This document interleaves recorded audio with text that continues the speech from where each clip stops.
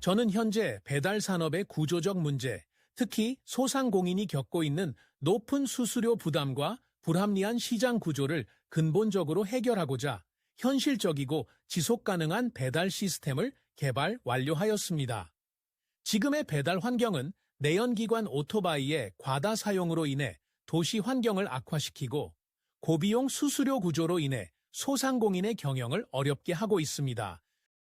안녕하세요. 오늘 저희가 함께 깊이 파볼 자료는 친환경 배달 시스템 혁신 모델 분석 보고서입니다. 네, 이게 현재 배달 시스템의 여러 문제점들에 대한 어떤 대안을 제시하는 내용인데요. 맞아요. 전기차 기반의 새로운 배달의 모델을 제안하면서 이게 소상공인, 배달원, 소비자, 또 국가 정책에 어떤 영향을 줄지 그런 걸 분석하고 있습니다. 상당히 좀 포괄적인 접근이죠. 네, 그래서 이 모델이 정말 대안이 될 수 있을지 그 핵심 주장과 가능성을 한번 자세히 들여다보겠습니다. 좋습니다. 우선 보고서에서는 기존 배달 플랫폼들의 문제점부터 좀 짚고 시작하는데요. 그렇죠. 일단 소상공인들 그 수수료 부담이 엄청나다고 하잖아요. 네, 상품가의 30%가 넘는 경우도 있다고 하니까요. 이게 사실 엄청난 부담이거든요. 그럼요. 배달원들은 또 어떻고요? 수입도 불안정하고 또 굉장히 위험한 환경에서 일하고 있고요. 네, 사고 위험도 높고 소비자 입장에서는 또 배달비는 계속 오르고 서비스 만족도는 떨어지고 이런 악순환이 있는 거죠. 거기다 환경 문제, 플랫폼 독과점 문제까지 정말 복합적이네요. 네, 이런 총체적인 문제에 대한 해법으로 이제 새로운 모델을 제시하는 겁니다. 자, 그럼 먼저 소상공인에게는 어떤 긍정적인 변화를 기대할 수 있을까요? 역시 제일 눈에 띄는 건 수수료 부분인 것 같아요. 맞습니다. 핵심은 그 높은 변동 수수료 대신에 낮은 고정 배달료를 도입하자는 거예요. 고정 배달료요? 네. 보고서에 예시가 나오는데 예를 들어 23,000원짜리 치킨을 시키면 배달료는 딱 2,400원 이런 식으로요. 아, 그러면 소상공인 입장에서는 수익 예측이 훨씬 쉬워지고 또 실제 이익도 늘어날 수 있겠네요. 그렇죠. 단순 비용 절감 차원을 넘어서 이게 플랫폼하고 소상공인 관계를 좀 더 공정하게 만들어낸 시도라고 볼 수 있습니다. 비용 말고도 다른 장점들도 있던데요. 광고 경쟁 같은 거 좀 덜해도 되고 주문 처리도 자동화되고 운영이 좀 편해진다는 거죠? 네, 맞아요. 운영 효율성을 높일 수 있다는 점. 그리고 장기적으로는 지역 상인들이 같이 연합하는 플랫폼이나 아니면 아예 B2B 공급망으로 커질 수도 있다. 이런 가능성도 제시하고요. 그렇군요. 그럼 다음으로 배달원 입장에서 한번 볼까요? 이분들에게는 어떤 변화가 있을까요? 배달원들한테는 아무래도 안전이랑 안정성, 이 두 가지가 클 것 같습니다. 안전이라면 역시 전기차 때문이겠죠? 네, 오토바이 대신에 이제 전기차를 쓰면 당연히 사고 위험이 줄어들 거고요.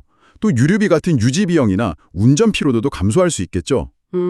이건 친환경적인 측면도 있지만 당장 일하는 환경 자체가 좋아지는 거네요. 그렇죠. 노동 환경의 질을 직접적으로 개선하는 효과가 있는 겁니다. 그리고 또 중요한 게 수입 안정성인데요. 아, 맞아요.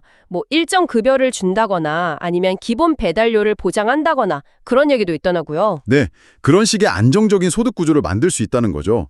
여기서 더 나아가서 전문 교육 같은 걸 통해서 배달 직종 자체를 좀 전문화시키는 거예요. 전문화요? 네, 그래서 나중에는 지역 물류 전문가라든지 아니면 약간 동네 안전지킴이 같은 역할로도 발전할 수 있다. 이런 비전까지 제시하고 있습니다. 오, 상당히 흥미로운데요?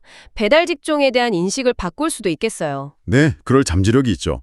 자, 그럼 이제 소비자 입장에서 한번 볼까요? 소비자한테는 뭐가 제일 좋을까요? 역시 가격이겠죠? 그렇죠. 일단 정해진 그리고 저렴한 고정 배달료. 이게 가장 큰 매력일 겁니다. 가격이 투명해지니까 신뢰도도 올라갈 거고요. 맞아요. 그리고 전기차를 이용하니까 뭔가 친환경 소비에 동참한다는 느낌? 그런 것도 있을 것 같아요. 네, 특히 요즘 환경 문제에 민감한 젊은 세대들 있잖아요. MZ세대라고 하죠.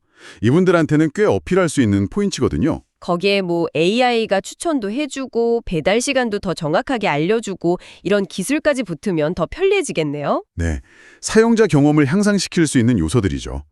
커뮤니티 기반 소비 같은 걸로 이어질 수도 있고요. 자, 그럼 마지막으로 국가나 정책적인 관점에선 어떤 의미가 있을까요? 국가 차원에서는 크게 두 가지를 기대할 수 있을 것 같아요. 하나는 당연히 환경 문제 개선, 탄소 배출이나 교통사고를 줄이는 데 기여할 수 있겠죠. 네, 배달 오토바이 매연이나 사고 문제가 심각하니까요. 그렇죠.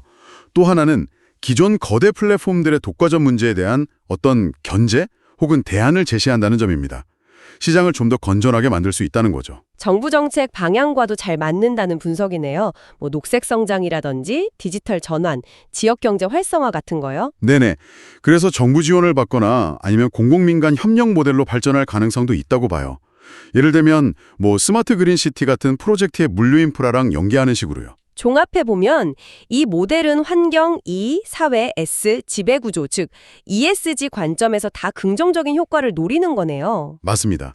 보고서에서는 이걸 일종의 착한 플랫폼 혹은 지역 혁신 물류 모델이라고 부르더라고요. 경제에도 기여하고 또 지속 가능한 성장을 추구한다. 뭐 이런 큰 그림이군요. 네, 그게 핵심 비전입니다. 듣고 보니 상당히 이상적인 모델 같은데요. 만약 당신의 동네에 이런 시스템이 정말 도입된다면 배달 음식을 주문하는 경험이나 뭐 주변 가게들의 모습이 어떻게 바뀔지 한번 상상해 보시는 것도 재밌을 것 같습니다. 그렇죠. 이 분석 자체는 굉장히 희망적인 미래를 그리고 있어요. 하지만 이런 혁신적인 모델이 기존의 그 거대한 배달 시장 구조를 실제로 바꾸고 또 전국적으로 확산되기까지는 어떤 현실적인 장벽들이 존재할 수 있을까요? 네, 바로 그 점이죠. 과연 어떤 어려움들이 있을지 이 질문을 한번 곱씹어 보시면서 오늘 저희 이야기는 여기서 마무리하도록 하겠습니다.